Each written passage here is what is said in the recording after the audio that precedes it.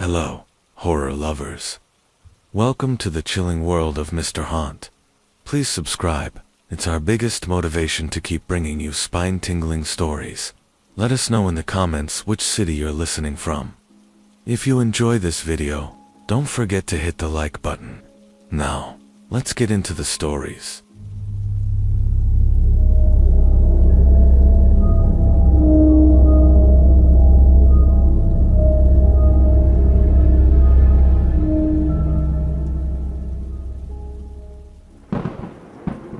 I was 13 when it happened. We had just moved in with my grandfather after my mom lost her job and things got rough financially. His house was isolated, tucked away in the rocky desert edge of the Navajo Nation in northern Arizona. He was a quiet man, kind, but serious, and firm about one thing: never wander beyond the rocky ridge to the north. After sundown, my older brother, Jason, and I used to explore the land during the day. The hills were dry and dusty, covered in gnarled shrubs and scattered bones of old cattle. We never ventured past the ridge until the day we got careless.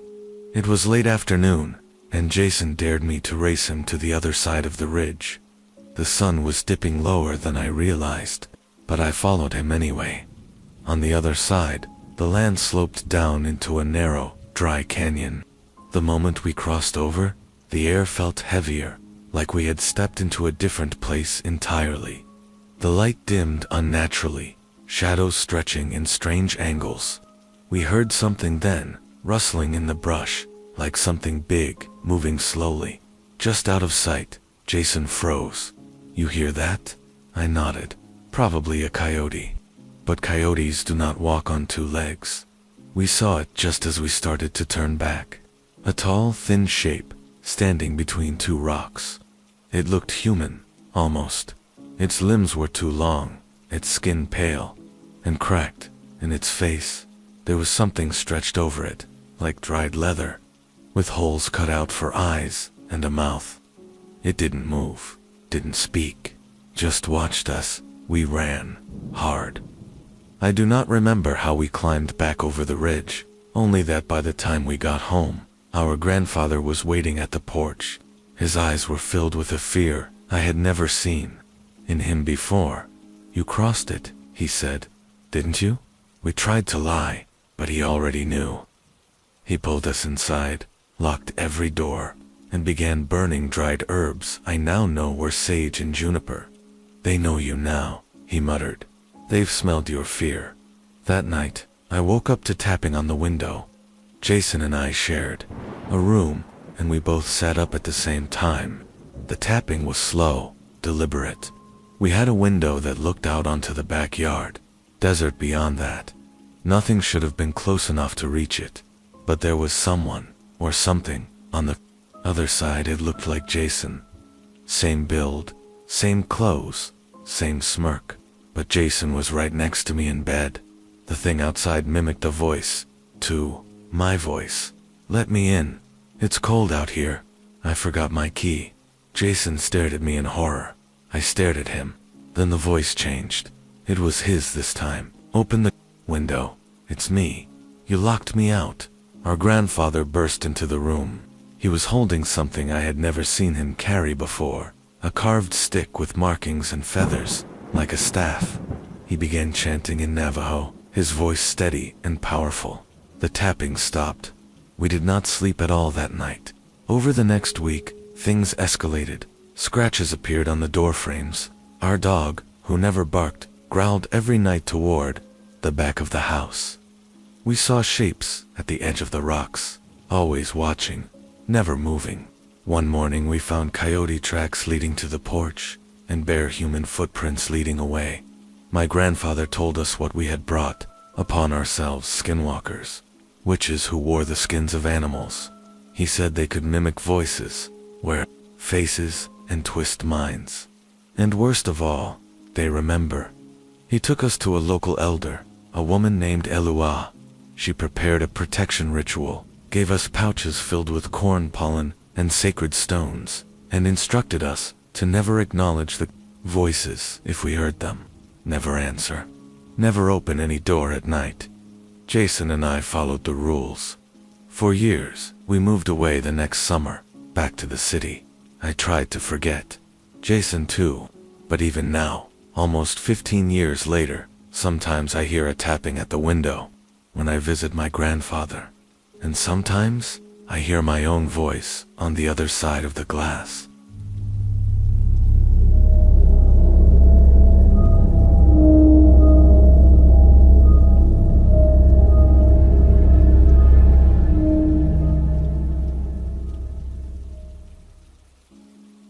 It started when I took a seasonal job in rural Utah, helping an old friend of my dad's harvest his late summer crops. I had just turned 20 and was eager to get away from the noise of city life after a messy breakup and a couple of rough semesters in college. The land was vast and quiet, miles of golden fields and towering mountain silhouettes that looked like sleeping giants when the sun dipped low. To some, it might have felt peaceful. To me, it felt watched. Harold, the man I worked for, was in his 60s, gruff but kind. He lived alone, just outside a tiny town that barely made it onto maps. He gave me a trailer to stay in, right on the edge of his property, overlooking a stretch of corn that seemed to go on forever. The first few days were uneventful. Early mornings, sunburns, and the kind of tired that settles in your bones. But one night, about a week in, everything changed. I woke up to a soft rustling just outside my trailer. It was around 3 a.m., I remember, because I'd been checking the time compulsively, unable to fall asleep. At first I thought it was just the wind through the stalks. Then I heard footsteps, slow, deliberate, circling the trailer. My heart raced. I peeked through the blinds, expecting to see a coyote, or maybe Harold coming to check something. Instead, I saw a man. Only, it wasn't quite a man. He stood completely still, back to me, just a few feet from the trailer steps. His limbs were oddly long, joints exaggerated, like a scarecrow come to life. His head turned, not naturally, but with a twitch, like he was trying to figure out what direction I was in. And then he mimicked my voice. Hey, it's me, open up. I hadn't spoken. I hadn't made a sound. But somehow, it said those words in my voice, with my hesitation, my rhythm. I didn't open the door. I just sat there, frozen, as it circled again, dragging something along the aluminum wall, a fingernail, a knife. I never saw. After a while, the noises stopped.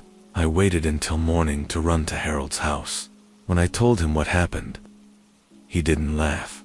He didn't tell me I was imagining things. He sat me down, poured a stiff drink, and told me about the Skinwalkers. They wear your skin like a coat, he said. Not always literally, but they take parts of you, your voice, your walk, the way you breathe when you're scared. That's how they get close. That's how they fool you. I stayed in his house the rest of my time there, never went back to that trailer. But sometimes, when I'm alone, I still hear it, my voice, just outside the window, whispering to come in, and I never do.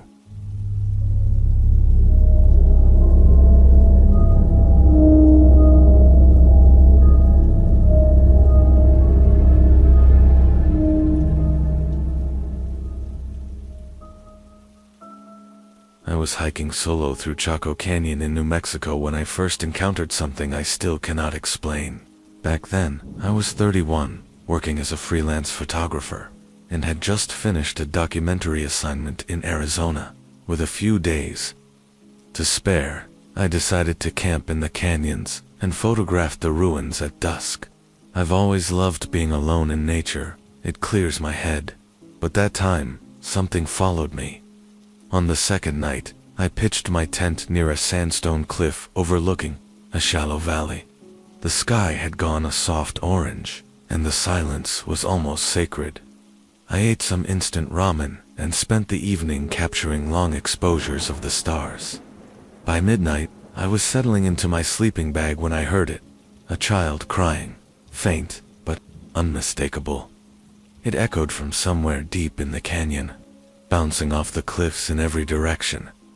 I sat up, unzipping my tent slightly to listen. There was no one else around for miles. I'd checked the registry at the trailhead. The crying came again, this time with a pleading tone. "Help, please help me." I grabbed my flashlight and hesitated. Every instinct told me something was wrong, but I couldn't ignore it. What if it really was a lost kid? I followed the sound down a narrow path along the canyon wall, keeping my light low. The voice kept ahead of me, always just out of reach. After maybe 10 minutes, I realized it was moving, circling me. I stopped and turned off my light. The crying stopped. Then something growled right behind me. I spun around, and the flashlight flickered back on. I saw something dart behind a rock, tall, thin, covered in something dark and matted. It was crawling, not walking. Its limbs bent wrong. Then it spoke again. "Help me, please, help me." But this time the voice was flat, mechanical, like a recording played too many times. I backed away, heart hammering, until I reached my camp. I didn't sleep that night. I sat there clutching my camera tripod like a weapon. At dawn, I packed up and left, never looking back. Weeks later, I researched the area. Locals and tribal members have long whispered about skinwalkers in those canyons, creatures that mimic voices to lure people away, especially those who travel alone. I have not camped alone since, and sometimes, when reviewing audio from my camera gear that night, there's a faint whisper behind the wind, crying, still asking for help.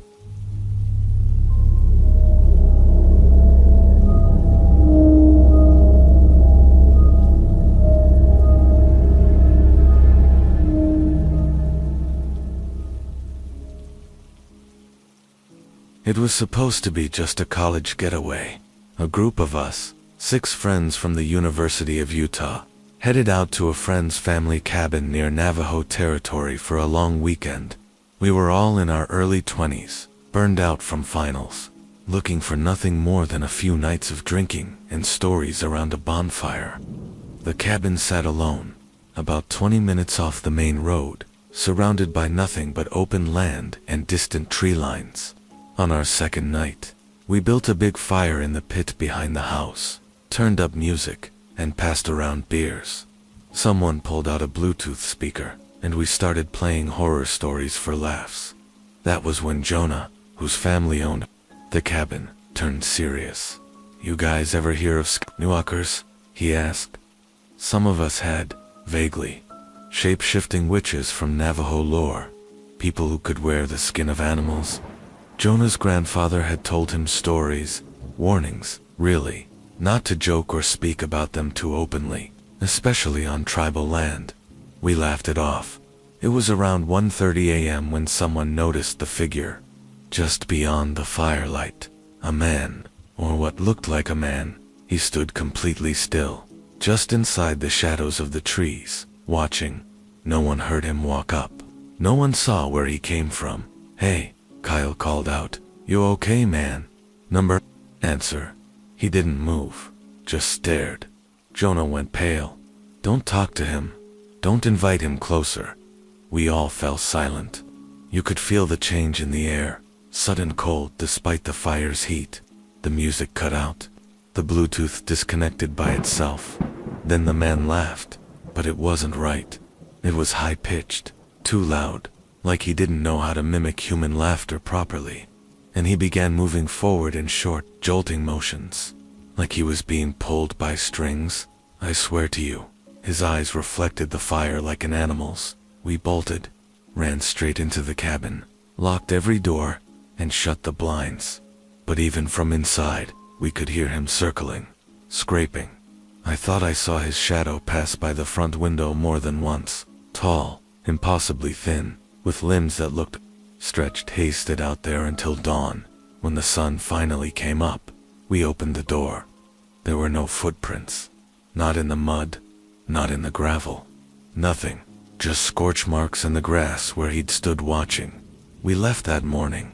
Jonah never went back to that cabin, and neither did we. Sometimes when I close my eyes at night, I still see the way that stranger moved, The way something wore a human shape like it didn't fit, like it was pretending and waiting for someone to invite it in.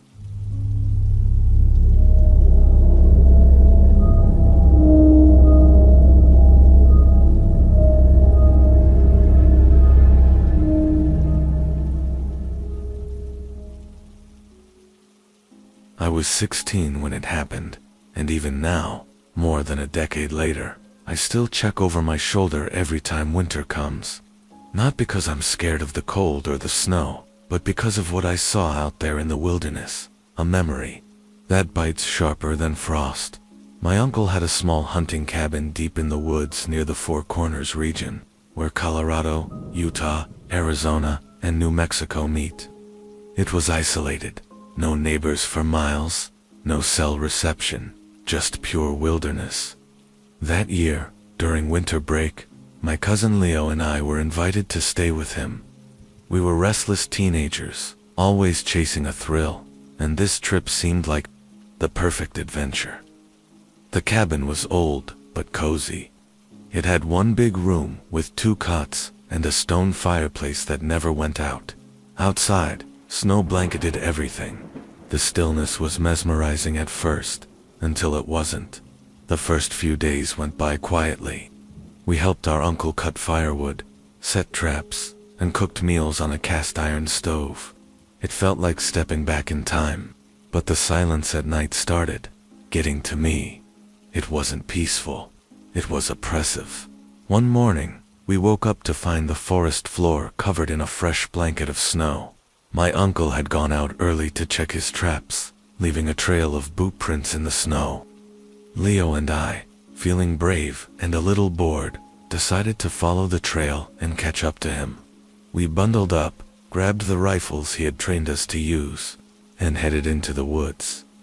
It was quiet, eerily quiet. No birds, no rustling leaves, just the crunch of snow under our boots. About half a mile in, the tracks split. My uncle's boots went one way, and another set of tracks, larger, barefoot, cut across them. These prints weren't normal. They were huge, easily twice the size of ours, and definitely not human. They looked almost like a human foot, but the toes were long, curled, with deep claw marks at the end. The stride was wide, predatory. Against better judgment, we followed those prints. I kept telling myself it was a prank, maybe some other hunter playing games, or an animal we didn't recognize. But the longer we tracked it, the more I felt something was watching us. The air grew heavy, like we were walking through water. We came to a small clearing, and that's when we saw it. At first glance, it looked like a deer, standing upright on 2 legs. But its body was wrong, too thin, bones sticking out unnaturally under its pale, grayish skin. Its neck stretched too far, head twitching side to side, like a broken marionette. It didn't move like an animal. It moved like it was wearing a suit of skin that didn't quite fit. It stared at us. Then it spoke. "Leo," it said. The voice was our uncle's.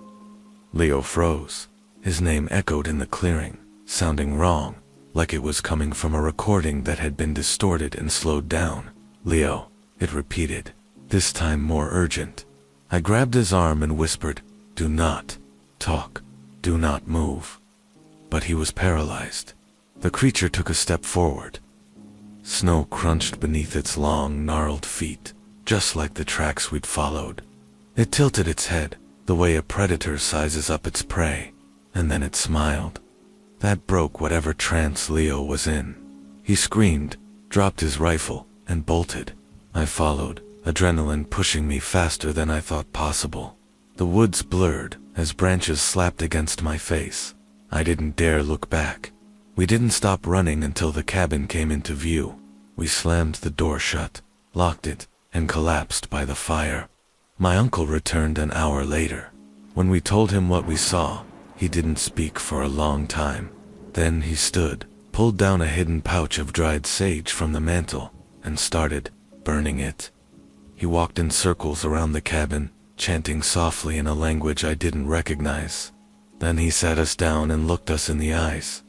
"You never follow strange tracks," he said. "And if something calls your name in the woods, you do not answer it. Ever."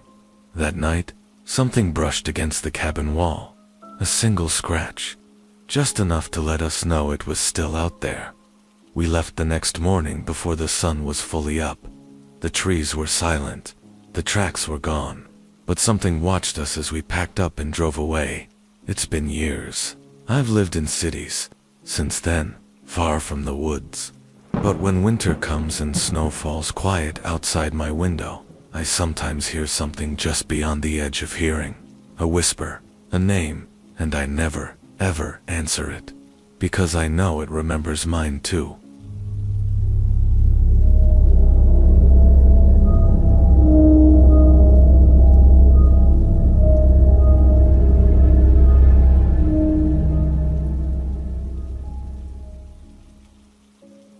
I was 17 when my cousin Ryan and I got the bright idea to hike through Navajo land one summer. He was visiting from Denver, and we had always bonded over camping, ghost stories, and the thrill of exploring places we probably should not have been in the first place. Our destination was an old canyon on the edge of reservation land, a place whispered about by locals but rarely visited.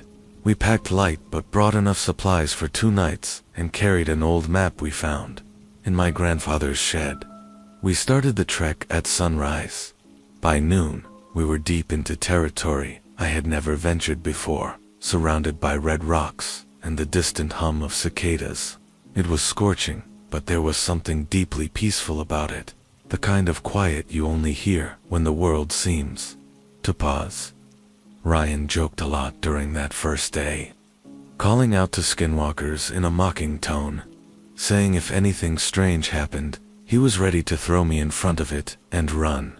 I laughed along, but I remember my stomach tightening every time he said the word. You do not joke about that sort of thing out here. Even my grandmother, who barely believed in anything spiritual, would go quiet at the mention of skinned works. The first night we camped on a flat ledge with a perfect view of the stars. It was breathtaking. The sky, a dome of endless black, sprinkled with bright fire. We built a small fire and cooked beans from a can. We talked about girls, about college, about life. Then, around midnight, the fire dimmed, not because it burned out, but because the wind picked up suddenly and pushed cold air over the ledge. Ryan stood and looked over the edge of the canyon. "Do you hear that?" he asked. At first I thought it was the wind, but then I heard it too, a sort of low groaning, like something was shifting deep within the rocks below. We stared at each other for a second, then brushed it off.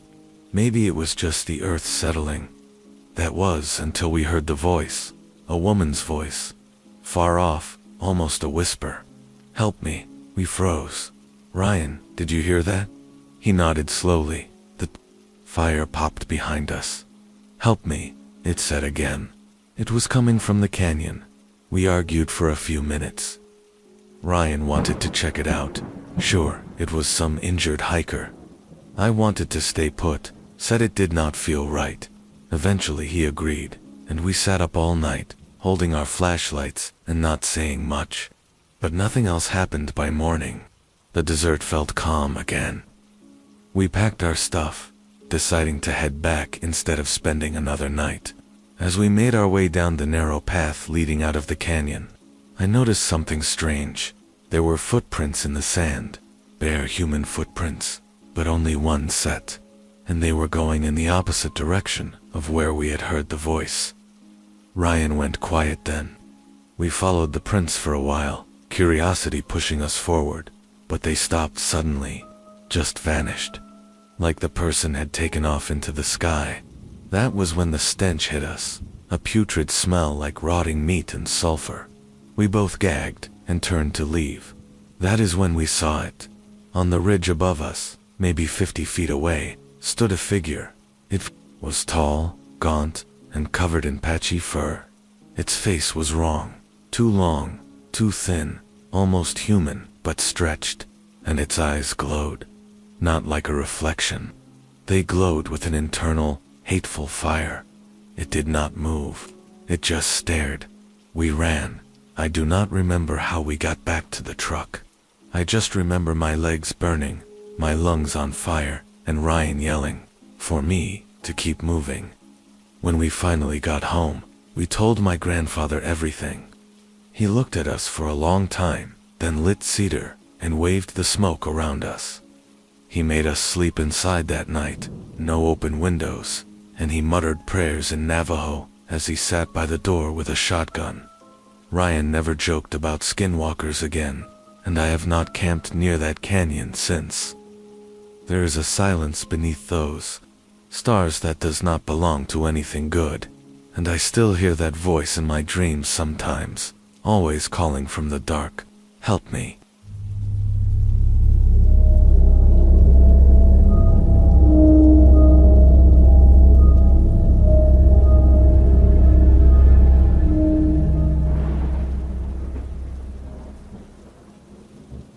I didn't grow up in a small town. I grew up in a place so remote that when people asked where I was from, I would just say Arizona and leave it at that. Our land was nestled among tall pines, with a long driveway and an old run-down cabin that my father inherited from his grandfather. It wasn't much, but it was ours. The nearest neighbor was miles away, and we liked it that way. The isolation was comforting, a place where we could escape the noise of the world. But there was something about those woods, the way they always felt alive, like they were watching. My mom used to say it was the pines. She said they had a presence to them, something ancient. I never paid much attention to her warnings. When you're young, you think you know everything, especially when you spend every summer running wild, in the forest, climbing trees, and exploring the old abandoned mine shafts that dotted the landscape. The summer I turned 17, something changed. I was on a solo trip up to the cabin to retrieve a box of old camping gear. It was late in the day, and I was planning on heading back home as soon as I had what I needed. The cabin was a good hour's hike into the woods, and the sun was already starting to dip behind the mountain peaks. I remember walking through the pines, hearing nothing but the soft rustle of leaves and the occasional snap of a twig underfoot. It was peaceful, but a strange tension hung in the air. I couldn't shake the feeling that I wasn't alone. I tried to ignore it, brushing it off as nerves, or maybe just the quiet of the forest. But then I heard it, the unmistakable sound of footsteps behind me, slow and deliberate. I spun around, expecting to see a deer or maybe a stray hiker, but there was nothing, just the dense trees and shadows stretching across the ground. I chalked it up to my imagination and kept walking, faster now, but the footsteps followed. I could hear them clearly, each step matching mine, always just a few paces behind. I called out, thinking maybe it was my dad or someone who had come to check on me, but there was no response. At this point, my heart was pounding in my chest. The footsteps didn't sound like human feet. They were too heavy, too uneven, like someone or something was struggling to walk in a way that wasn't natural. I picked up the pace, practically jogging now, and soon the sounds of the steps faded. I thought I was in the clear, that I had imagined it all, but then I heard it again, a low growl, just behind me. The sound came from deep in the woods, muffled but unmistakable. I froze, feeling my breath catch in my throat. The growl wasn't like any animal I knew. It wasn't a bear or a mountain lion. It was something more primal, something older. My instincts screamed at me to turn around and run, but I stayed rooted to the spot, trying to listen for any other sounds. That's when I saw it. In the distance, just beyond the line of trees, a figure stood in the shadows. It was tall, too tall, and its body seemed to shift unnaturally, like it was flickering in and out of existence. At first I thought it was a trick of the light, but as my eyes adjusted, I realized it was moving closer. It wasn't walking, it was gliding, its limbs twitching in a way that didn't make sense. The creature's face was hidden in the dark, but I could see its eyes, glowing faintly, like twin coals burning in the night. I turned and ran. The next few minutes felt like a blur. my mind overwhelmed with panic as I sprinted through the dense forest. Branches scratched at my arms and face, but I didn't slow down. The growling continued, closer now, like the creature was closing in. Matching my every movement, I could feel it, just behind me, breathing in the air, its presence overwhelming. My legs burned, my chest ached, but I didn't stop. I couldn't. The trees blurred around me, and I finally broke through the line of pines into the clearing where the cabin stood. I didn't even look back. I ran straight inside, slamming the door behind me. I didn't sleep that night. I kept hearing the growls, the footsteps, and the faint rustling of leaves just outside. But there was nothing when I checked the next morning. No signs of anything out of the ordinary. The forest was still, quiet, as if nothing had happened. I never went back to that cabin alone again. My dad always told me stories about the creatures in the woods, the ones that aren't quite human, the ones that wear the skin of animals and walk among us, waiting for the right moment to strike. But I never believed him, not until that night too. This day, I can't shake the memory of those glowing eyes, the way they followed me through the pines. And whenever I'm near that cabin, or even just hiking in the woods, I can feel it again, the eyes watching, waiting for me to wander too, far from the safety of the light. And I know now, deep in my bones, that I'm never truly alone in those woods.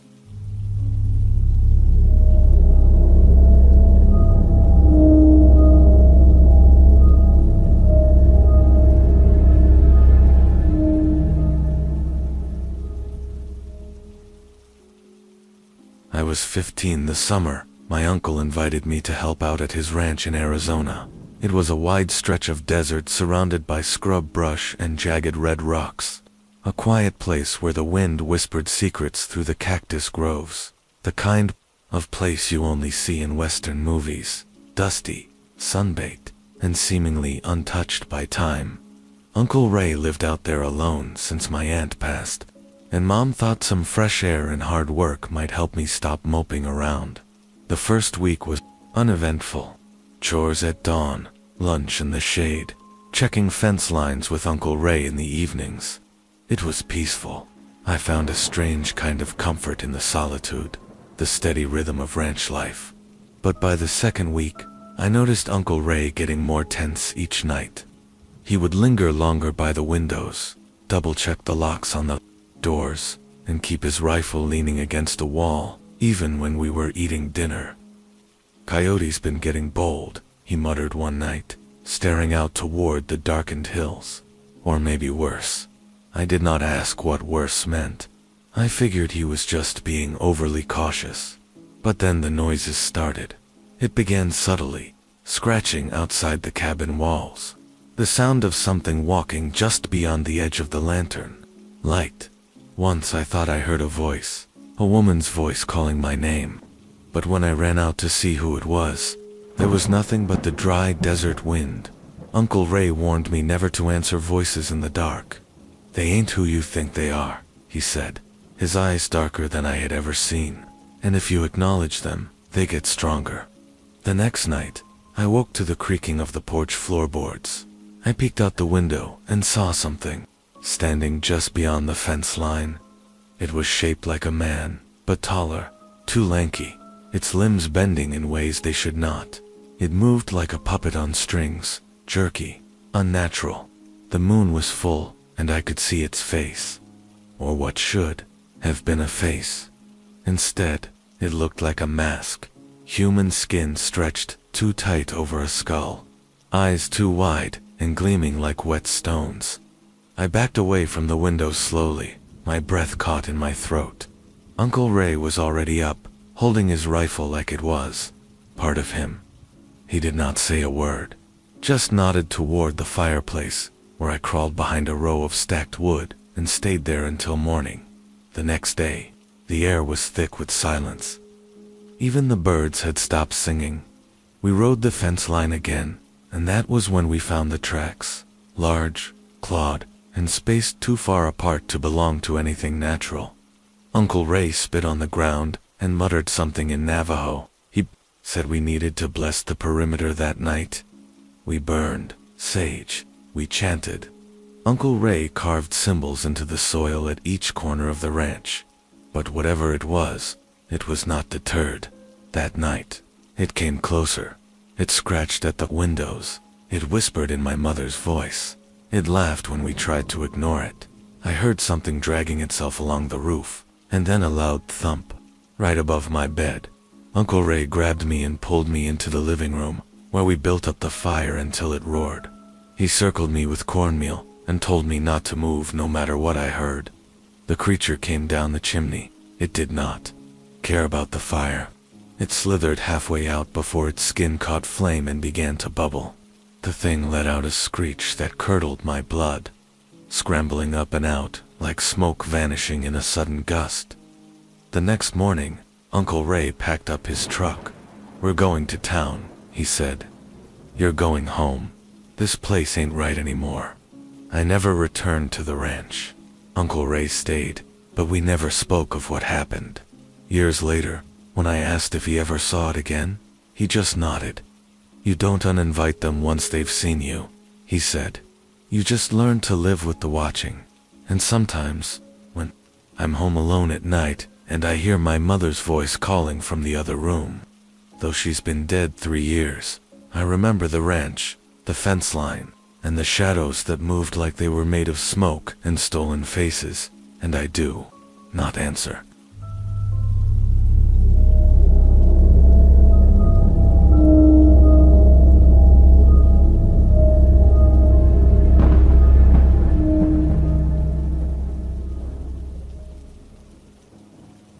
It was the summer I turned 16 when everything changed. My family and I were living on a small piece of land in rural Arizona, far enough away from the nearest town that we could go days without seeing another soul. The house was an old ranch-style home that had been passed down for generations. We had horses, a couple of cows, and a sprawling garden. Life was peaceful, though often lonely, but there was one thing that always seemed off. The mountains to the north.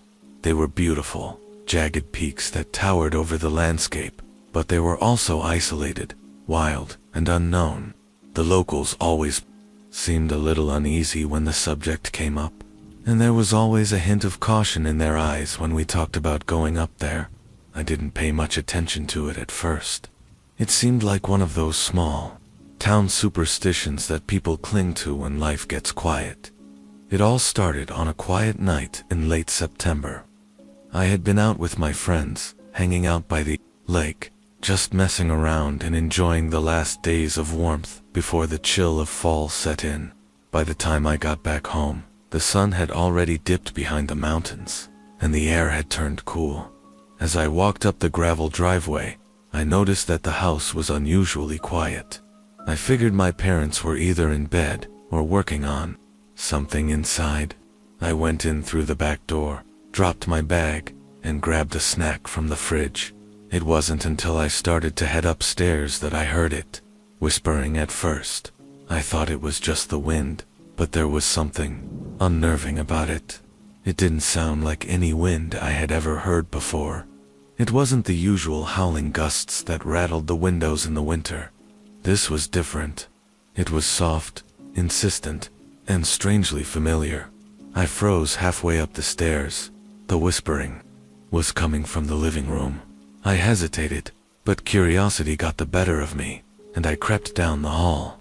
The light in the living room was on, casting long shadows on the walls. I peered around the corner, expecting to find my parents, but no one was there. The whispering was louder now, almost as if it was beckoning me to step into the room. "Come closer," it seemed to say. I swallowed hard, my heart racing in my chest. I was about to step forward when I saw them. Shadows. No, not shadows. Figures, standing at the far end of the room, near the windows, just outside the pool of light. They were tall, impossibly tall, and their limbs twisted in unnatural ways, like they were bending against the very laws of physics. Their faces were obscured, but I could feel their eyes on me. The whispering grew louder, now more like a chant. It sounded like a voice, but it wasn't human. It was guttural, like something was forcing words through a throat that shouldn't have been able to speak. I couldn't move. I wanted to run, to scream, but my feet were rooted to the floor. "Leave this place," the voice rasped. The figures began to move. I could hear their feet scraping against the floor, dragging unnaturally. My vision blurred, and I stumbled backward, nearly falling into the wall. As I scrambled to escape, I finally found my voice, calling out for my parents, but there was no answer. The house was silent once more. I bolted out of the room and ran up the stairs. I locked myself in my bedroom, not daring to move or make a sound. The next morning, I found my parents in the kitchen, acting like nothing had happened. They seemed strangely unfazed by my panic. I told them what I had seen and heard, but they just looked at each other and exchanged a worried glance. "We know," my father said softly. "It's time for us to leave." I didn't understand at first, but as we packed our things, I felt the heavy presence of something watching us. I couldn't explain it, but I knew that whatever had been in the house, those twisted figures in the shadows, wasn't finished. It had been waiting for us to leave, to take us with it. As we drove away from the ranch, I looked back at the mountains one last time. I couldn't see the figures, but I knew they were there, waiting in the dark. I wasn't sure if they were skinwalkers or something older, but I didn't care to find out. My family moved away, and I never looked back. But sometimes, when I'm alone, I hear the whispering again, just at the edge of my hearing. I don't think it's gone. I think it's just waiting for me to return, and when I do, I know it will be there, waiting in the shadows, ready to call me closer.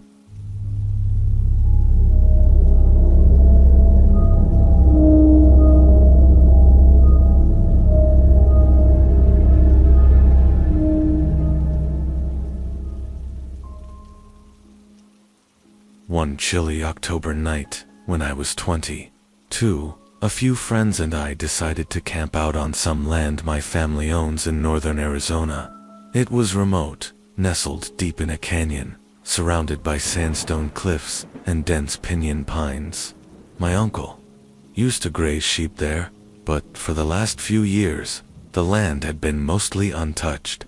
There were 4 of us: me, my best friend Derek, my cousin Lacey, and her boyfriend Todd.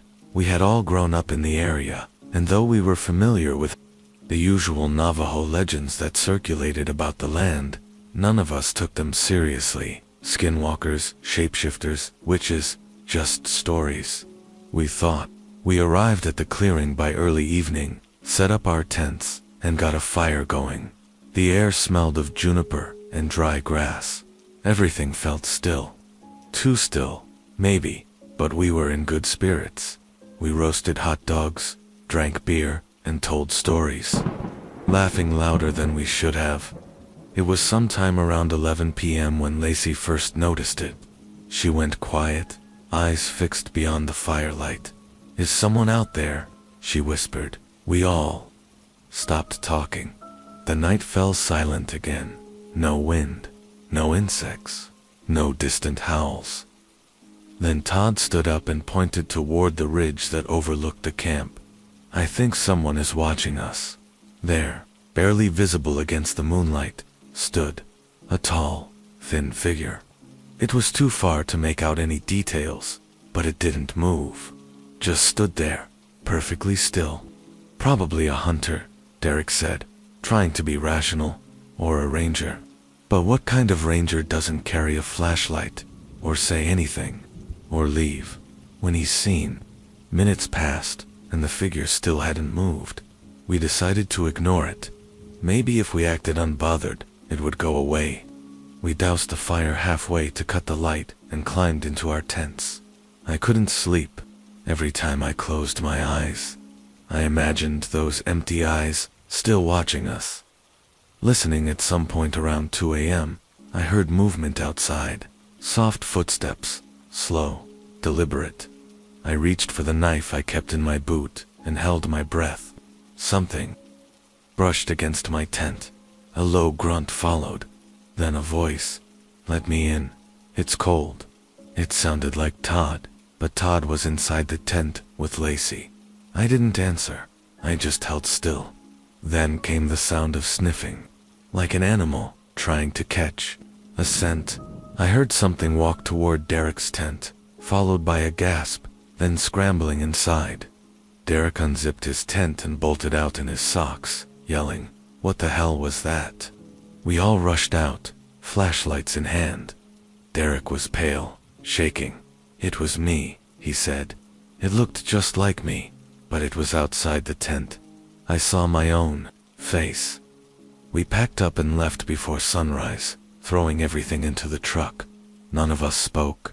None of us looked back at the ridge. A week later, I went back to retrieve the things we left behind. The tents were still there, slashed open. Our chairs had been broken, and on the ground, written in ash across the dirt, was one word: "Come back." I never returned to that canyon, and to this day, I never camp without checking the tree line, because once you've been seen by one of them, they remember you, and they wait.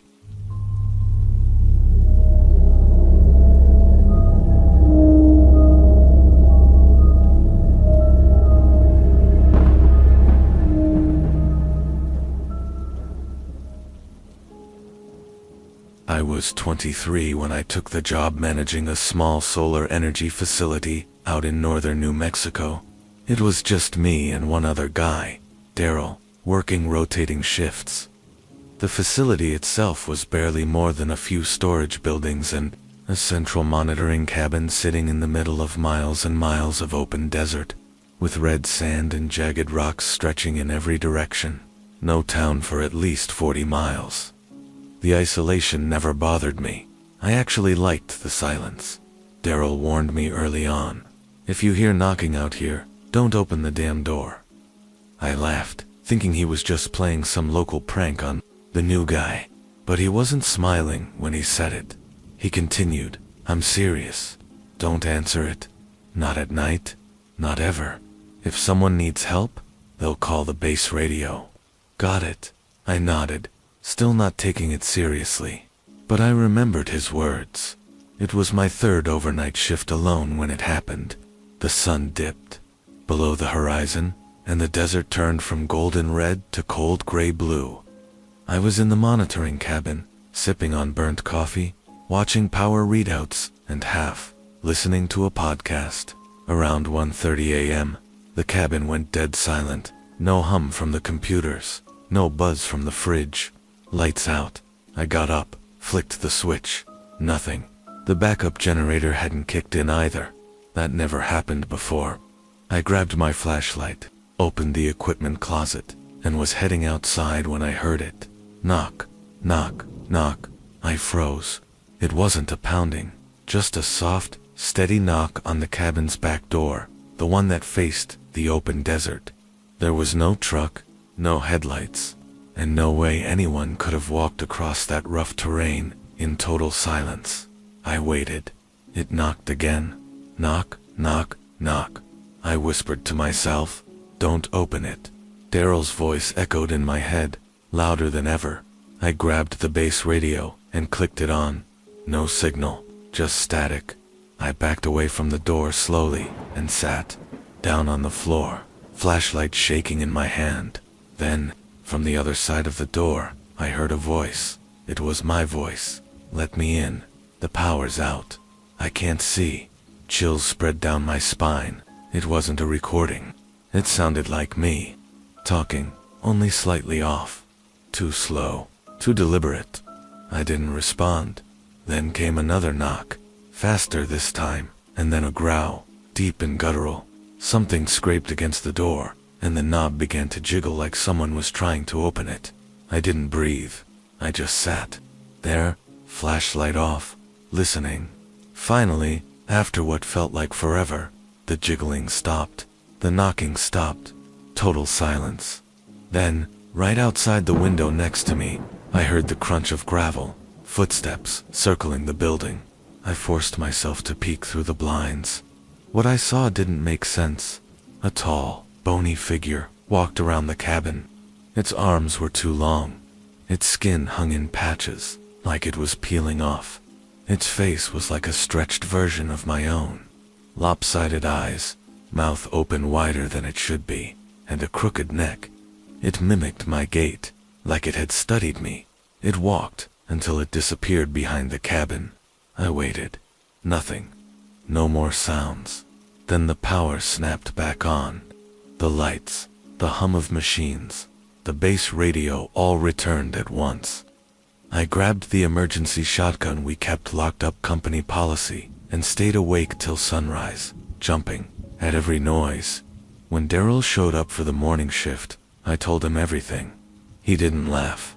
He just nodded and said, "Happens out here sometimes. That's why I warned you." We checked the door for prints. There weren't any. Just scratches, 3 long, deep ones carved into the wood. That was my last solo night shift at the facility. I put in for a transfer and never looked back. I still hear knocking sometimes, even in my apartment back in the city. But now, I never answer.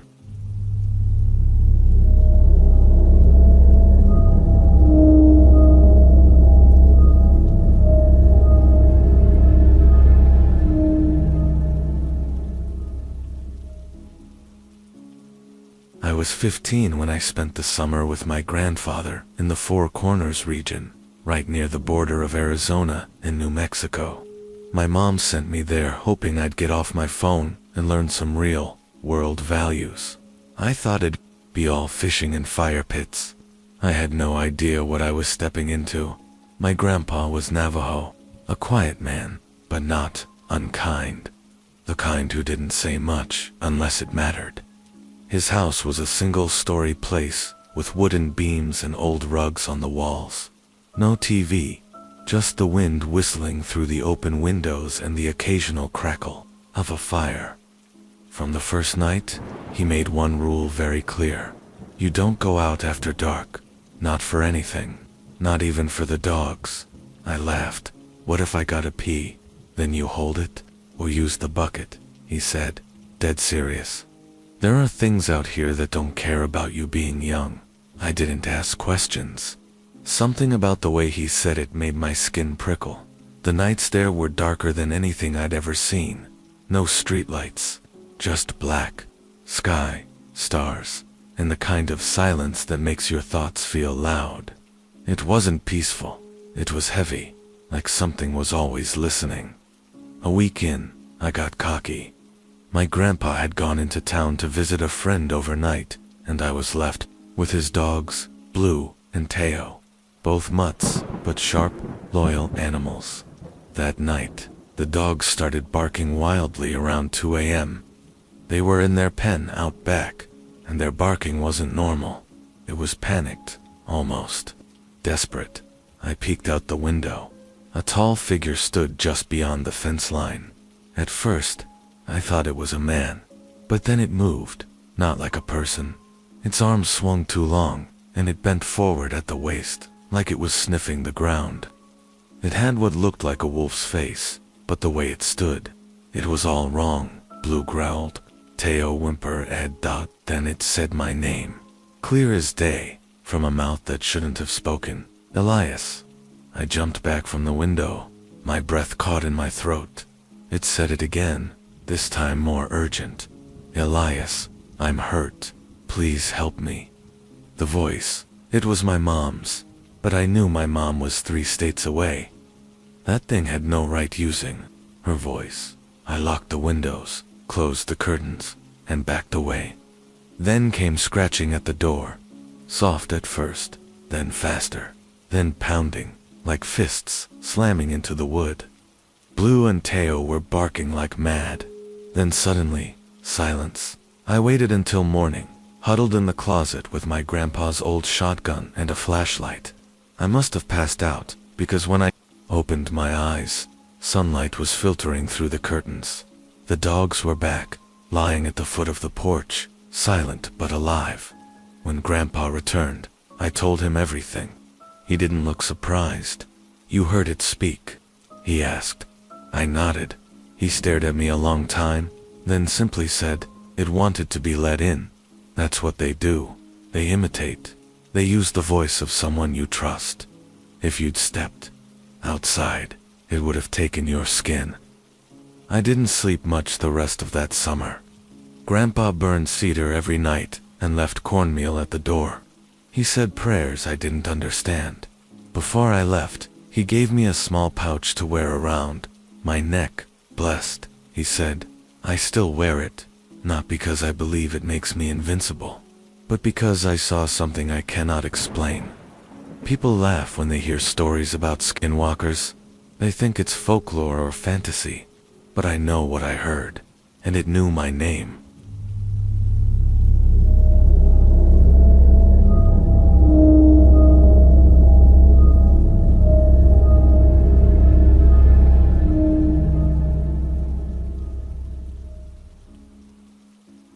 My name's Elias, and this happened in the summer of 2019.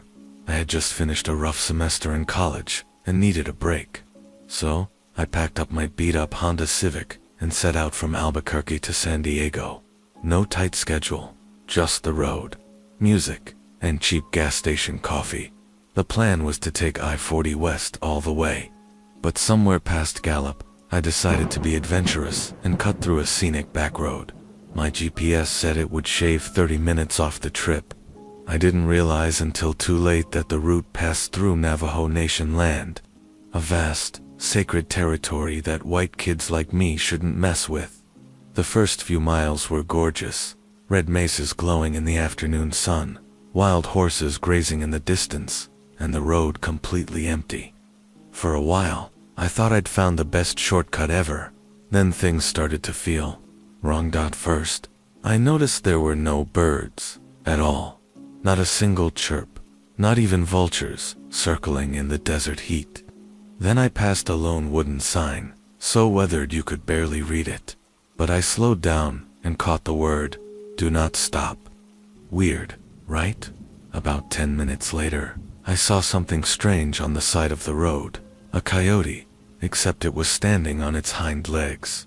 At first I thought maybe I was overtired, hallucinating, but I slowed down. The thing didn't move, just stared, and when I got close enough to really see its face, it grinned, with human teeth. I floored it. Didn't care if I got pulled over.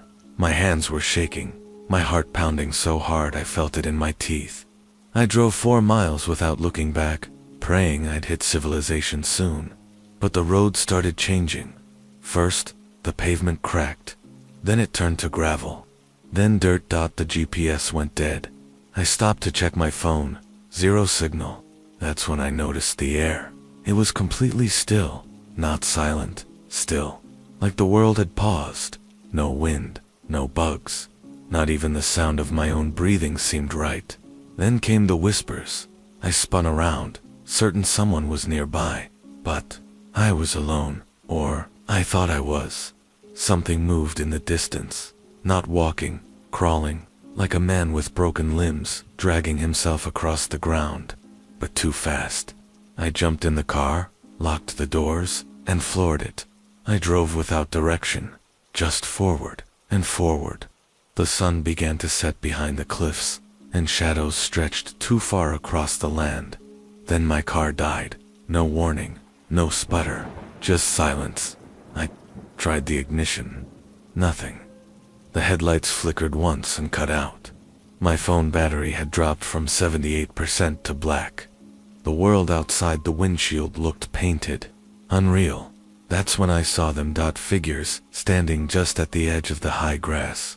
Dozens, maybe more. Some looked like people, some looked like animals, but none of them moved like they should. One turned its head too far. Another had legs that bent the wrong way. One of them stepped closer.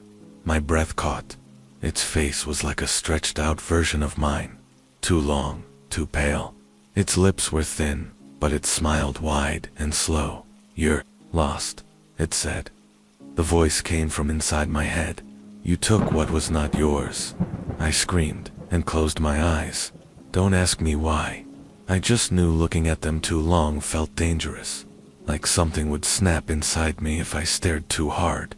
When I opened my eyes again, I was in the car, Daylight. Engine running, phone at 78%. I was back on the main highway, exactly where I'd turned off before. It was like the detour never happened. No dirt on the tires, no missing gas. Not even the scratches I remembered putting on my door when I scraped a bush. But I wasn't the same. For weeks afterward, I had nosebleeds every time I went near a mirror. Dreams where I was running on all fours through endless desert. And sometimes, when I'm just about to fall asleep, I still hear that voice in my head. You took what was not yours. Now I drive only in daylight. I stick to highways, and I never, ever take shortcuts.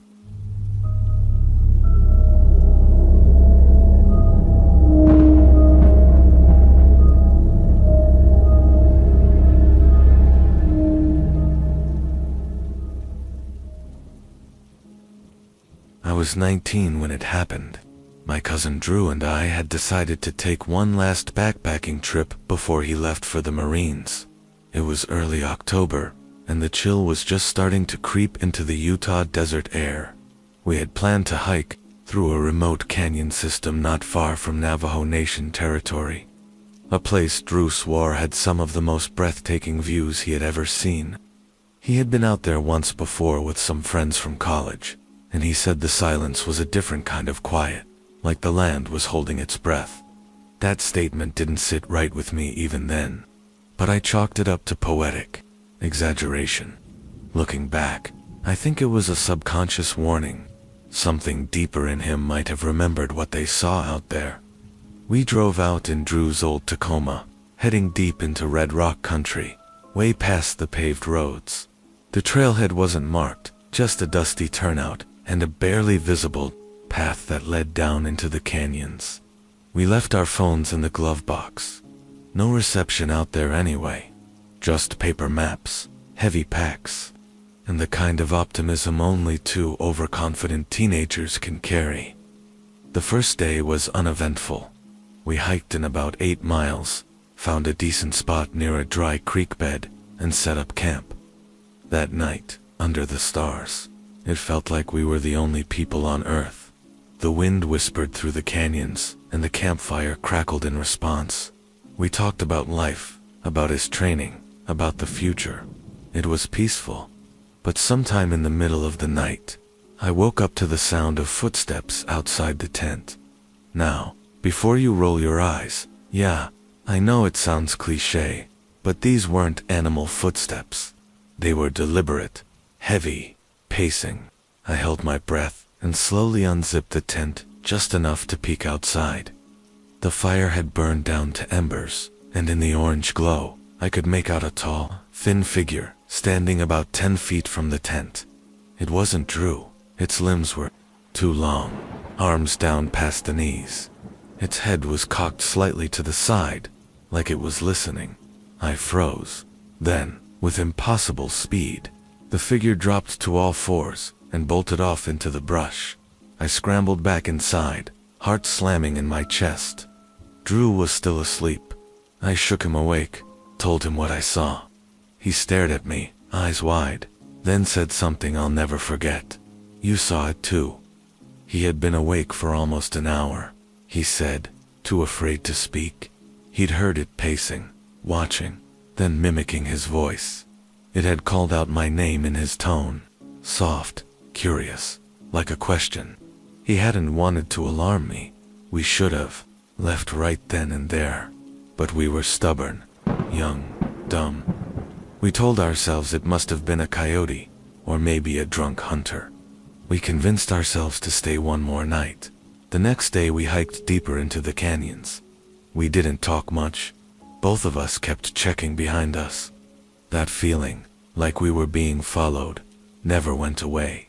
At dusk, we found a narrow slot canyon and made camp at the mouth of it. We didn't build a fire that night. Neither of us wanted to draw attention. Around midnight, we heard it again. A voice. My voice. Drew, come here. It came from inside the canyon. Drew sat bolt upright. That wasn't you, he whispered. I shook my head. It called again, louder. Drew, I need help. This time, It was closer, but the inflection was off. Too flat, like it was repeating something it had only heard once. We didn't sleep. At dawn, we packed and started the hike back, moving fast. Every now and then, we'd hear snapping branches, just out of sight. Once, we found fresh footprints alongside our own bear, but far too large to be human. When we finally got back to the truck, the cab door was open. Our maps were gone. But worst of all, there was something lying on the driver's seat. A single strip of dried animal hide, braided with human hair. We didn't speak on the drive back. A few weeks later, Drew shipped out. He didn't talk much about that trip after that, but sometimes, in letters, he'd mention dreams. Always the same. A figure outside his tent, calling his name with my voice. I tried to forget. Tried to convince myself it was just an overactive imagination, fear feeding into fear. But 3 years later, I took a job in New Mexico, not far from where we had camped, and one night, I heard it again. From the edge of the trees behind my house, I voiced Drew, I need help. But Drew was already dead. Killed overseas. I haven't gone back to that canyon. I won't. Whatever followed us out of there, it still remembers my voice. And now, it's learning to use his.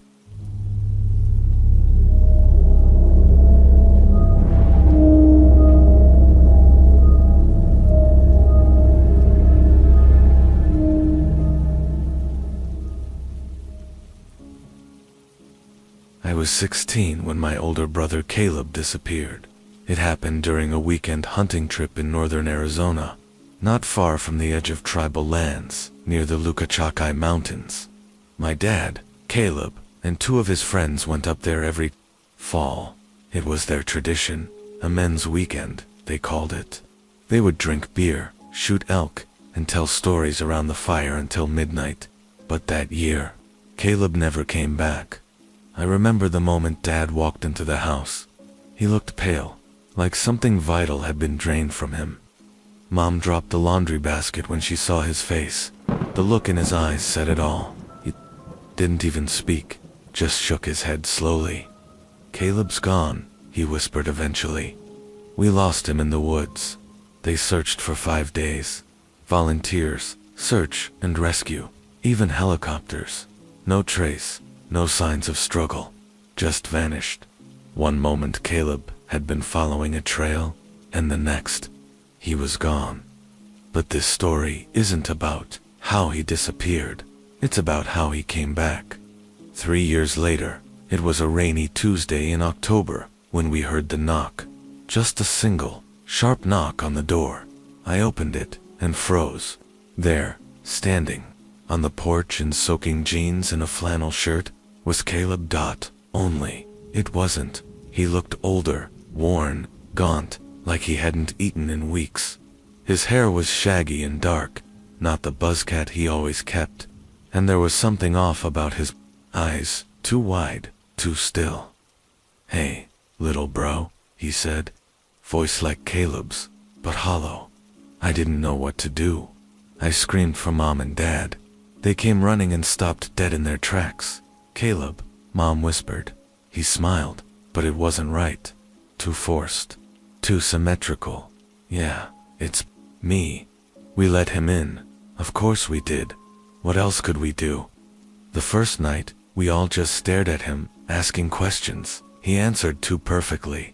He remembered old stories, inside jokes, birthdays, favorite meals, things only the real Caleb would know.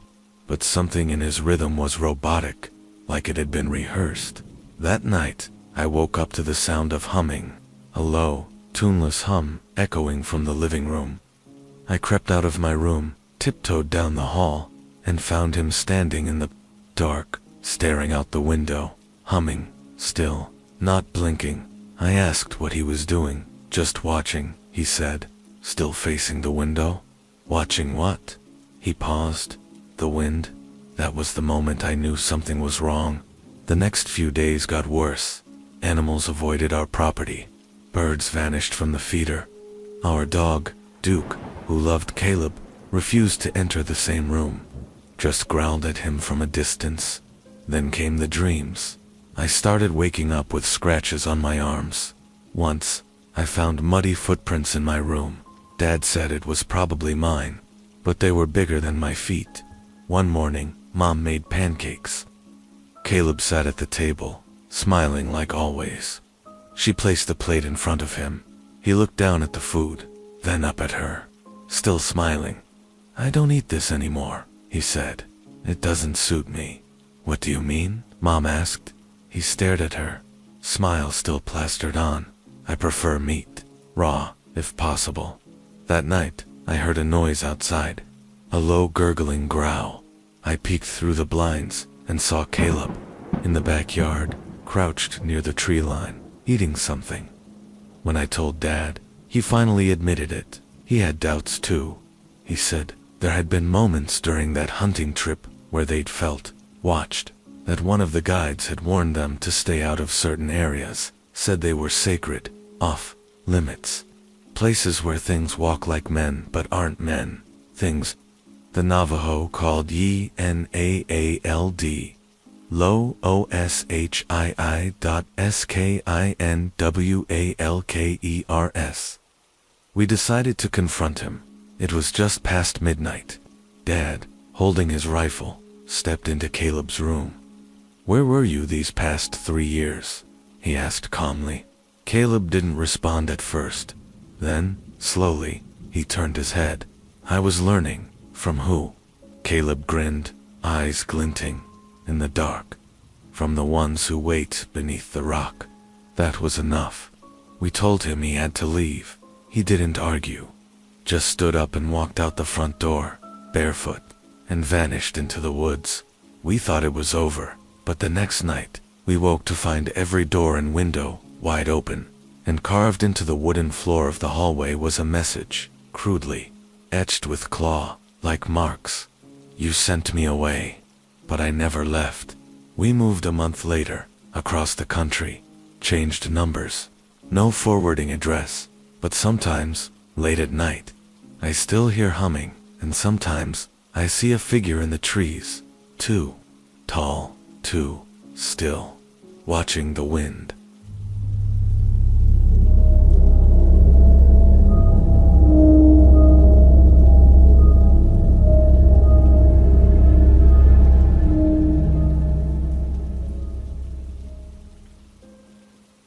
I was 17 the summer it happened.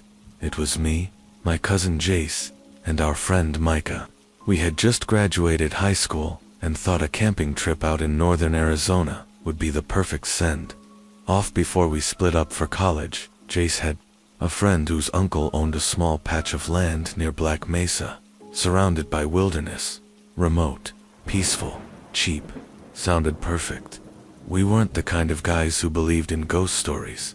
We were into beer, music, dumb jokes, and more beer. But I swear to you, what happened that weekend made me believe in things I wish I never knew existed. The first night was just normal camping stuff. We built a fire, roasted some hot dogs, and passed around a bottle of cheap whiskey Jace smuggled in his duffel. Around midnight, the fire burned low, and Micah started telling a story about something he read online, about skinwalkers. Jace laughed. "That's just Navajo folklore, man. Not real." Micah didn't smile. "They say you're not even supposed to say the word out loud," he said. I shrugged it off. I thought it was just to freak us out. You know how guys are, try to scare each other into sleepless nights. But the weirdness started almost immediately after that. We heard this howling. Far off at first. Could have been a coyote, sure. But then, another one joined in, and another, and another. They weren't normal howls. They sounded off. The pitches were wrong. Some went too high, almost like laughter. Then came the smell, like wet dog mixed with iron and decay. Jace thought it was a dead animal nearby. We grabbed flashlights and walked the perimeter of our little camp. Maybe 50 yards from the fire. Nothing. But the moment we stepped back into the light, we saw the footprints, all around the fire pit. Bare feet, human feet. But the toes were too long, and the prints were uneven, like someone dragging a broken foot. That night, none of us slept. We sat with our backs to the fire, knives out. Listening at some point, Jace whispered, "Did you hear that?" I had voices, soft whispering, but no language. Just syllables that didn't sound human. I cannot describe them except to say it was like hearing a song played backward in a dream. The next morning, we packed up. Said screw the weekend, we were leaving, but the car wouldn't start, battery dead. No signal on any of our phones. That's when panic started to sink in. We weren't supposed to be in this part of the land. Jace admitted that his friend's uncle had warned them not to camp past a certain ridge. Bad ground, he'd called it. Micah wanted to hike back to the road. Said it was only 5 miles if we cut through the canyon, but that meant passing through the trees. None of us liked that idea. Too quiet. No birds, no bugs, just silence. But we had no choice. We started walking. About halfway through the canyon, we started hearing our names. At first, it was subtle, faint, like someone whispering just behind us. Eli, Micah, Jace. We whipped around, thinking maybe someone had followed us, but it was empty. Then Jace screamed. I'll never forget the sound. Like his soul tore out of him. Something had grabbed his leg, not claws, hands. Pale, impossibly long fingers pulling him toward the trees. We grabbed him and pulled. Whatever it was let go, but not before we saw it. A face, half man, half beast. Sunken eyes. Muzzle too short for a coyote, but too long for a man. Its body was naked, but mangled, like it had been sewn together from different animals. We ran, no direction, just away. When we stopped, we were on top of a ridge, and somehow, back near our camp. Like we'd been led in a circle. But the camp was different. Our gear was gone, the fire pit destroyed, and in the dirt, where our tent had been, someone had drawn a spiral symbol with deer bones. That night, we huddled together without fire, knives in hand, trying not to breathe too loud. At some point, I drifted off. I woke to whispering. Close. I opened my eyes. Jace was gone. Micah was out cold. I shook him awake, and we searched for hours, calling Jace's name. No answer. But we found something else. His clothes, neatly folded, in the middle of the woods, and next to them, a set of footprints, bare, wrong, leading deeper into the forest. We never found him. Eventually, we made it to the road and flagged down a truck. We told the sheriff what happened. He nodded slowly and said, "You boys shouldn't have camped there." We tried to explain the creature, the whispers, the footprints. He just shook his head and said, "You call it whatever you want, but don't say its name. Not around here." It's been 5 years. Sometimes I still dream of the whispering, of Jace's scream. I see those bone symbols carved into my walls when I wake up, though they disappear after I blink. And sometimes, just sometimes, I get a call. No number, no voicemail, just static. But deep in the background, I swear I can hear a voice. Eli.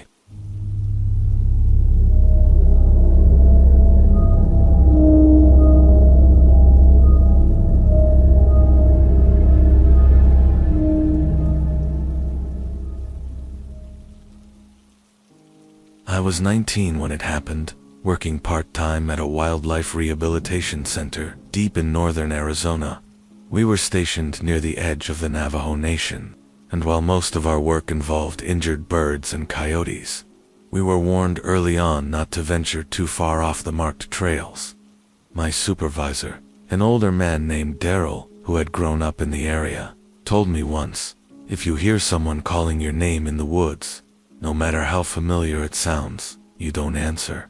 I laughed it off then, chalking it up to local superstition. One weekend in mid-October, I volunteered to stay overnight at the center to keep an eye on a rescued mountain lion cub recovering from surgery. The facility had a tiny cabin out back for staff to use in such situations. It was functional, Nothing more. A bunk, a small kitchenette, and a shortwave radio to call the ranger station if something went wrong. The night was bitterly cold. The wind howled through the pines with an intensity I had never heard before, sounding almost like voices. I made hot tea, bundled up in layers, and settled onto the bunk with a flashlight and a worn-out paperback. Around 1:30 in the morning, I heard the mountain lion cub begin to growl from his enclosure. At first, I thought it might be a coyote or even another lion in the area. But when I stepped outside with my flashlight, what I heard froze me in place. It was my mother's voice. "Jamie," it called. "Jamie, come out here. I need your help." My mom lived 3 hours south in Phoenix. There was no reason she should be in the woods at 1:30 a.m. I turned off my flashlight and stood still, trying to convince myself that the wind was playing tricks. Then I heard it again, closer. "Jamie, sweetie, it's me. Come outside." Only this time, it was wrong. The cadence of the voice was off, too drawn out, too deliberate. I backed slowly toward the door, hands trembling. I did not answer. I remembered Daryl's words, and I knew, deep down, this was no coincidence.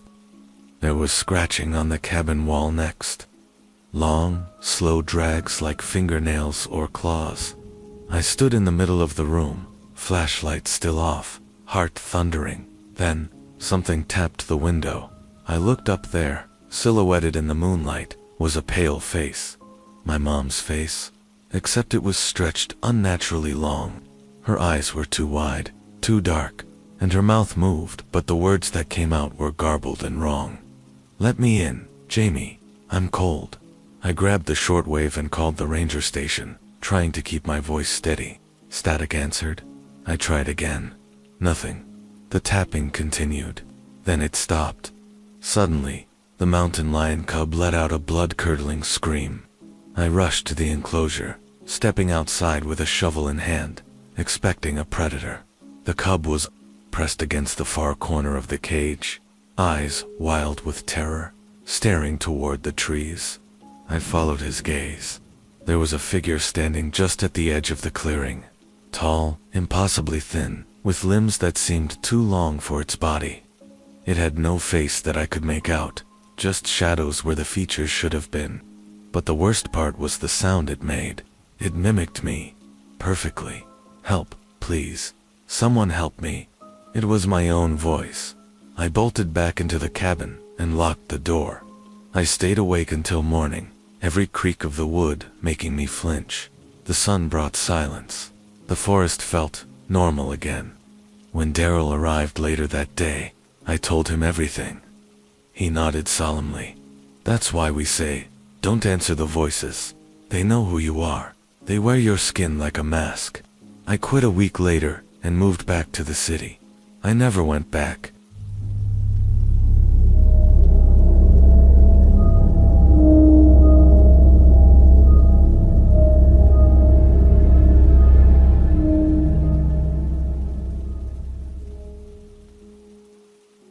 I was 17 when I took my first solo camping trip into the hills near Window Rock, Arizona.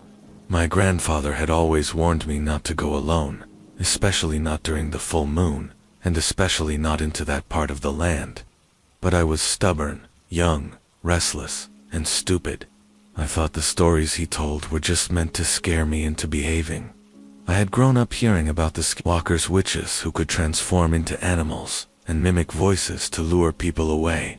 He said they were evil and that our family had a bloodline that made us more vulnerable to them. I laughed it off, of course. That night in the hills, though, I stopped laughing. I set up camp just before sundown.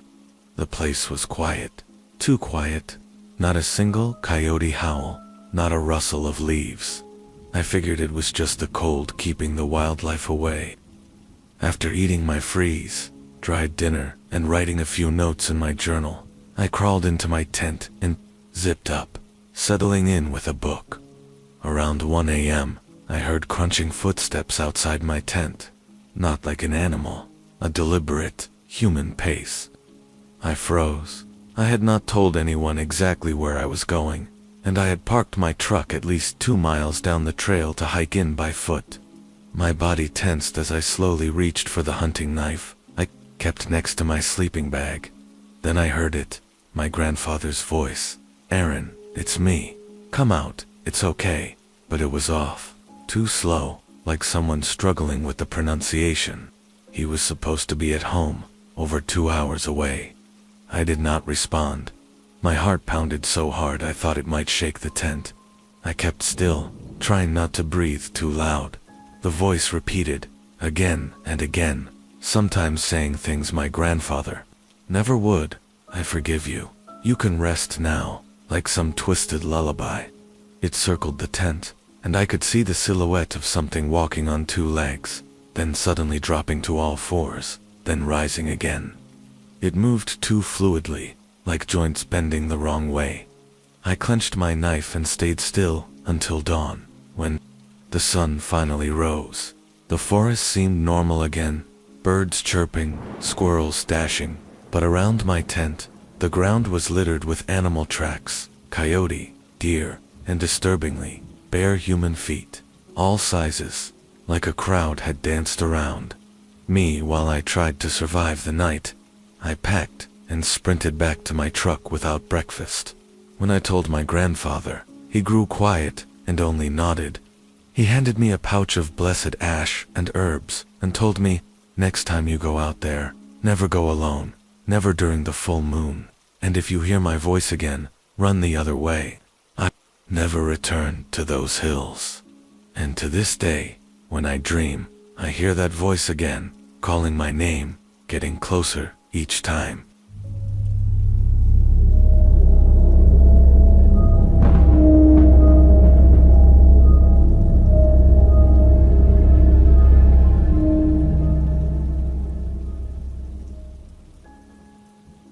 I was 24 when I took a weekend road trip through San Juan County with 2 of my closest friends, Eliza and Miguel. We had just wrapped up a long work project in Flagstaff and figured we deserved a break. The plan was simple: hit a few scenic spots, camp under the stars, and decompress. None of us were the superstitious type. That would change by Sunday. We stopped near an old canyon on the Navajo reservation. Miguel had a distant cousin who lived nearby and told him the spot was beautiful and rarely visited. That should have been our first clue. The campsite sat on a small ridge overlooking the desert plain. By day, it was peaceful, bright red rocks, and a sky so big it swallowed you whole. At night though, something shifted.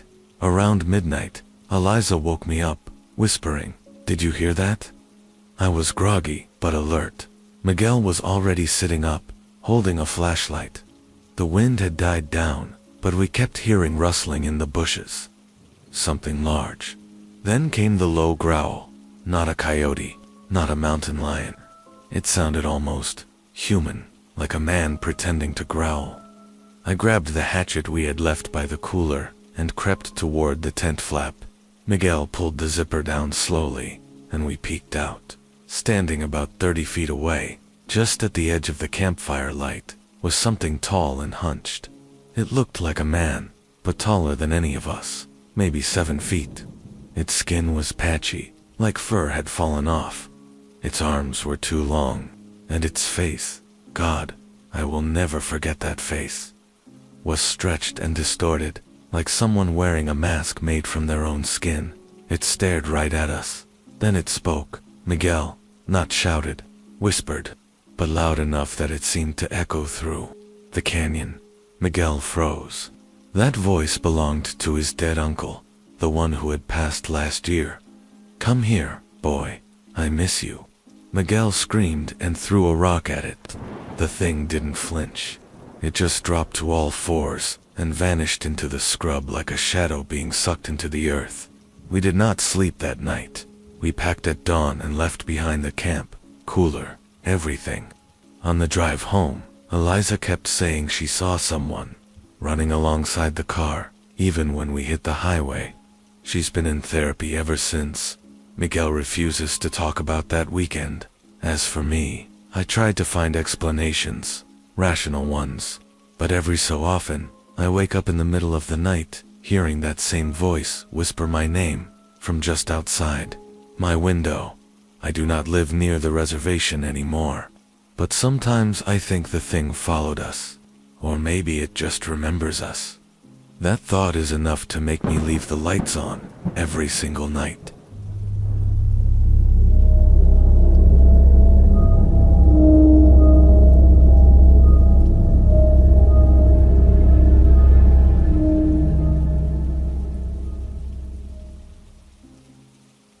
Back when I was 19, I worked part-time for a land surveyor in southeastern Utah. Most of the work was tedious, marking coordinates, hiking through endless scrubland, but it paid well and kept me out of trouble. That summer, my boss, Joe, got a contract that took us deep into tribal land near Bitter Creek. It was unmarked territory, mostly cliffs and ravines, with no roads and barely any wildlife. Locals avoided it. Joe should have known better, but he liked money more than common sense. On the second day of surveying, we found an old stone circle, perfectly symmetrical and half buried in sand. Joe thought it was just an old fire pit. I thought it looked more like something ritualistic. There were animal bones nearby, stacked too neatly to be random. We moved on. That night, we camped just east of the ridge. As the sun set, a strange stillness fell over the land. No wind, no insects, no howling coyotes. It felt like the land was holding its breath. Sometime after midnight, I woke to a sound that I can only describe as a scream. A long, guttural, almost metallic wail that echoed off the cliffs. I thought it was a mountain lion at first, until I heard it again. This time, it spoke. "Help me, please. I'm burning."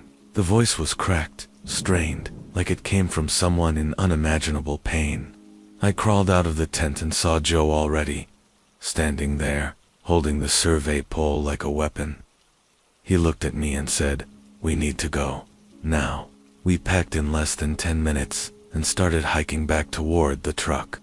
The voice followed us, mimicking different people, an old woman, a child, even Joe's own voice, calling from the opposite direction. The worst part, at one point, we saw something moving alongside us, keeping pace, just behind the rocks. It was hunched over, pale, with long, twitching limbs. When we stopped, it stopped. When we ran, it ran. We did not sleep when we reached the truck. Joe didn't even wait for the sunrise. He gunned the engine and drove nonstop until we hit the town limits. A week later, he quit surveying altogether. I did some research afterward. Found stories that matched our experience. Accounts of creatures that dwell in Bitter Creek, mimicking voices, wearing skins, hunting trespassers. Locals call them something in Navajo I won't repeat out loud. To this day, I cannot hear someone cry for help without getting a chill, because I know what a real cry sounds like. And I know what it sounds like when something pretends to be human.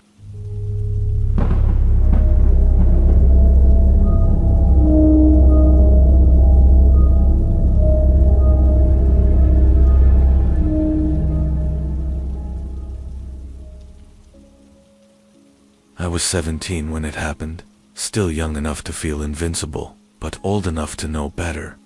My cousin Josh and I had spent every summer at my grandfather's property in northern Arizona. It was a rugged stretch of land, all red dirt, brittle pine, and strange silence that seemed to stretch for miles. That year, something felt different the moment we arrived. The air was drier, the nights colder, and Grandpa seemed more reserved than usual. He warned us right away. "Don't go near the ravine," he said, his voice low and serious. "And if you hear whistling, ignore it. Shut the windows, lock the doors, don't answer back." Josh rolled his eyes and nudged me. Old man's trying to scare us again. But Grandpa didn't laugh. He just stared out toward the tree line like he was remembering something he wished he could forget. Our first few days were uneventful. We hiked, rode our bikes, and messed around with the old ham radio in the shed. The ravine Grandpa warned us about wasn't far, maybe a 15-minute walk through a thick stretch of woods. Naturally, Josh wanted to check it out. "We'll just look," he said. "Not like we're gonna fall in." I was hesitant. There was something about the forest past the shed that made my skin crawl. The trees looked different, taller, tighter, like they were trying to keep something in, or out. Still, I followed him. We reached the ravine by mid-afternoon. It was deep and jagged, like the land had been torn open. A narrow path curled around, the edge, barely wide enough for one person. The air was heavier there, and the wind didn't blow. Josh threw a rock and we never heard it hit bottom. That night, the whistling started. It was subtle at first. One long note, low and slow, drifting through the pines. I thought it was just the wind at first, until Josh sat up in bed. "Do you hear that?" I nodded.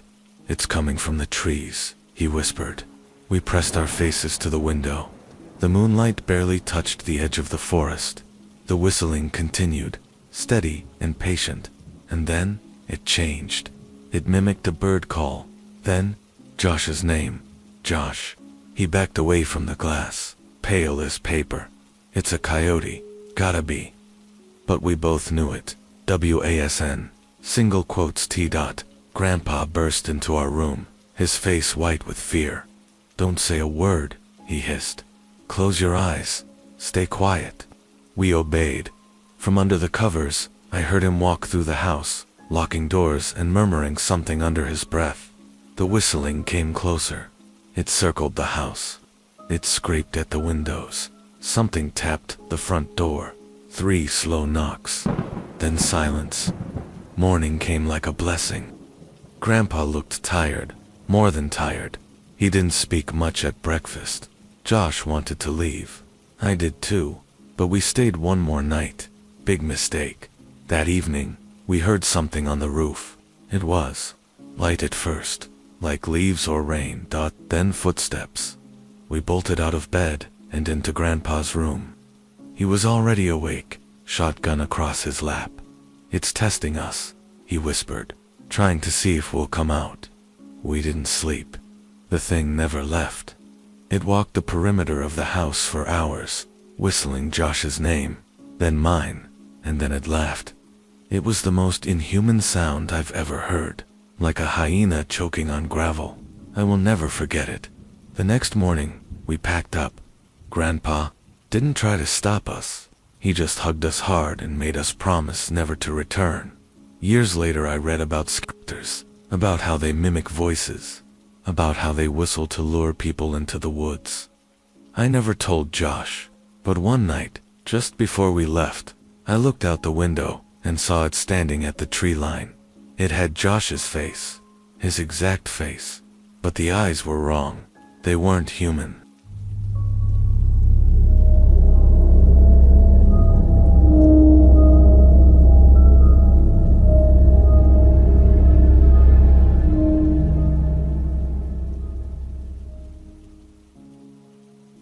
The midnight train was a legend that had captivated the imaginations of those who lived near the old railway line that cut through the heart of the countryside. It was said that on moonless nights, the train would appear out of nowhere, its whistle echoing through the valley, a ghostly reminder of journeys long past. Intrigued by the tales and driven by a desire to uncover the truth, I set out to witness the enigmatic train for myself. The journey to the railway line was a solitary one, the path winding through fields and forests, each step bringing me closer to the heart of the mystery. The air was crisp and cool, carrying with it the scent of earth and the promise of adventure. As I approached, the tracks emerged from the shadows, their rusted rails stretching into the distance, disappearing into the night. The locals spoke of the train in hushed tones, their voices filled with awe and trepidation. It was said that the train was a harbinger of change, a vessel that carried the souls of those who had unfinished business in the world. Yet, the train was also a place of wonder, its carriages filled with the echoes of laughter and the whispers of forgotten stories. As night fell, the sky darkened, the stars hidden behind a veil of clouds. I made my way to a spot near the tracks, the air thick with anticipation. The distant sound of a whistle echoed through the night, a haunting melody that sent shivers down my spine. As I watched, the train appeared, its headlights cutting through the darkness, illuminating the path ahead. The train was a sight to behold, its carriages bathed in an ethereal glow, the windows filled with shadowy figures that seemed to move with an otherworldly grace. The air was filled with the scent of coal and steam, a reminder of the power of the locomotive. As the train passed by, I felt a strange pull, an irresistible urge to follow its path. With a sense of trepidation, I stepped onto the tracks, the ground vibrating beneath my feet as the train thundered past. The world around me seemed to blur, the landscape shifting and changing as if caught in a dream.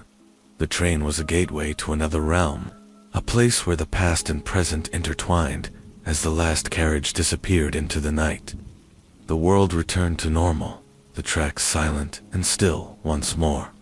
In that moment, I understood the truth of the midnight train. It was not just a legend, but a reminder of the journeys we all take, a testament to the stories that shape our lives. With a newfound sense of wonder, I made my way back through the fields, the memory of the train etched into my mind. The enigma of the midnight train was more than just a tale of mystery. It was a testament to the mysteries that lay beyond our understanding, a reminder that some stories are meant to be experienced, not explained.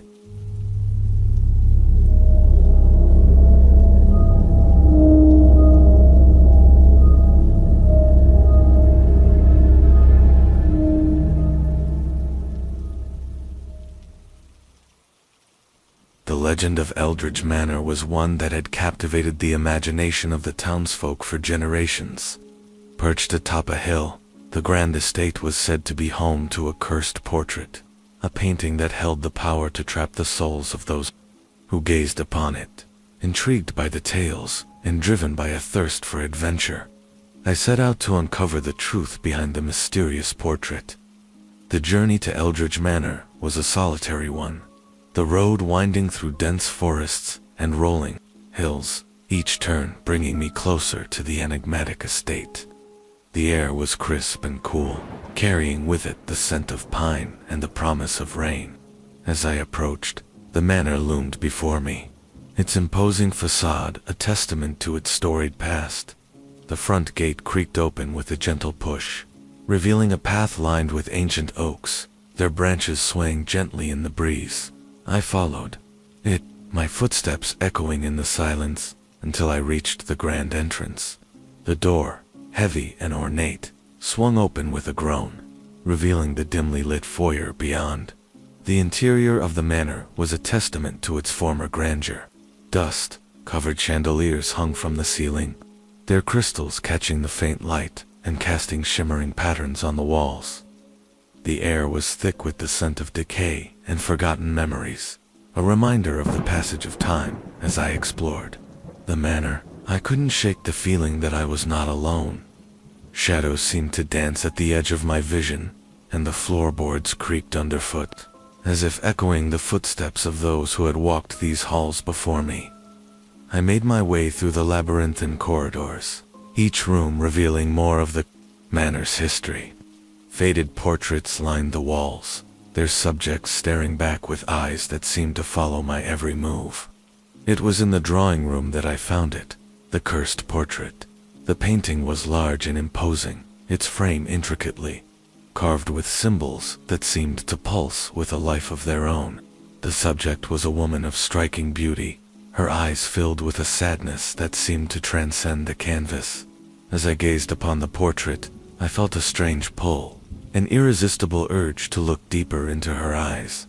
Suddenly, the room was filled with a soft, ethereal glow. The air hummed with energy, and I felt a presence, something ancient and powerful, watching me. The woman's eyes seemed to come alive, their gaze piercing through the veil of time and space. In that moment, I understood the truth behind the curse. The portrait was not a trap, but a gateway, a portal to another realm. A place where the souls of the past lingered, waiting to be set free. The woman in the painting was not a prisoner, but a guardian, a keeper of the secrets that lay beyond. As the glow faded, I felt a sense of peace, the knowledge that the portrait had revealed its true purpose to me. With a newfound sense of understanding, I made my way back through the manor, the memory of the woman's gaze etched into my mind. The cursed portrait of Eldridge Manor was more than just a legend. It was a testament to the mysteries that lay beyond our understanding, a reminder that some stories are meant to be experienced, not explained.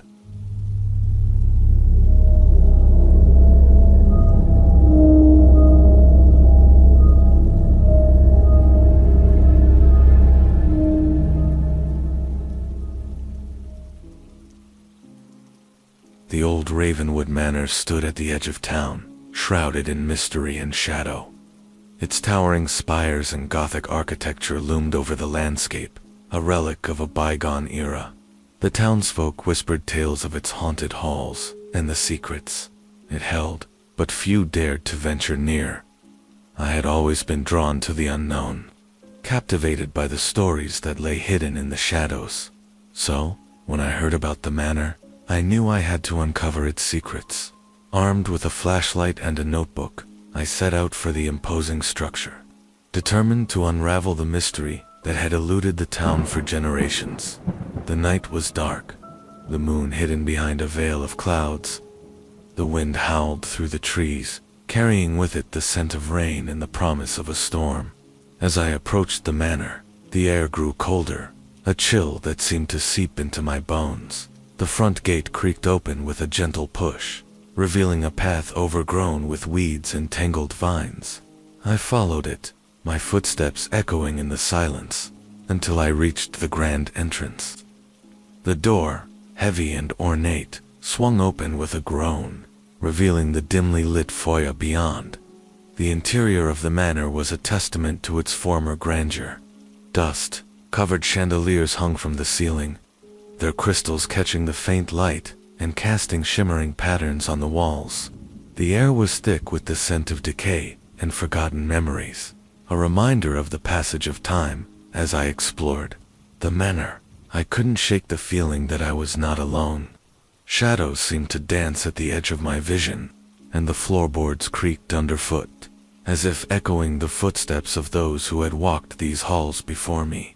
I made my way through the labyrinthine corridors, each room revealing more of the manor's history.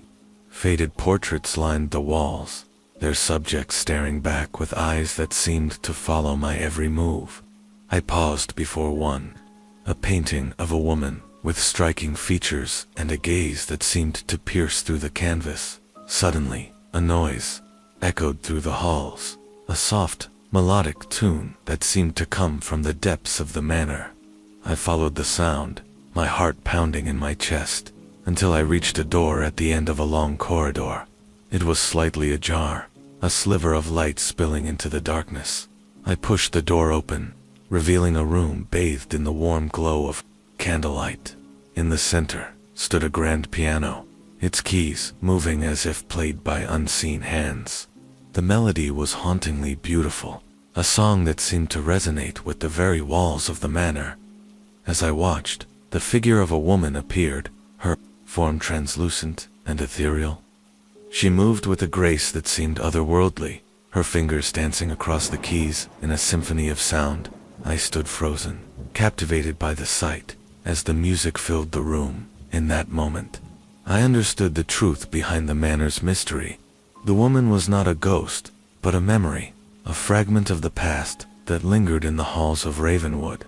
Her music was a testament to the life she had lived, a story that had been forgotten by time. As the final notes faded into silence, the woman turned to me, her gaze filled with a sadness that seemed to transcend the years. And then she was gone, leaving nothing but the echo of her melody and the lingering scent of roses. With a newfound sense of wonder, I made my way back through the manor, the memory of the woman and her music etched into my mind. The secret of Ravenwood Manor was more than just a tale of ghosts and shadows. It was a reminder of the stories that lay hidden in the past, waiting to be discovered by those who dared to seek them.